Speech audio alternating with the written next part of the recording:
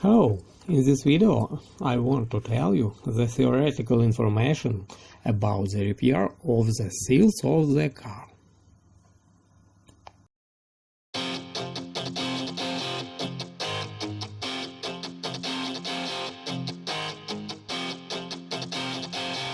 Seals of the car are subject to corrosion more than other parts, because they have a hollow structure in which moisture and dirt can easily enter, as well as poorly ventilated.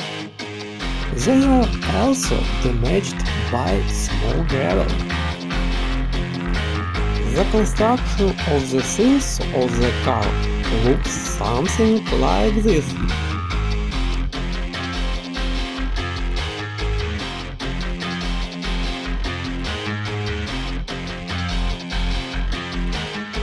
When I determined the condition of my car's seals, I was upset.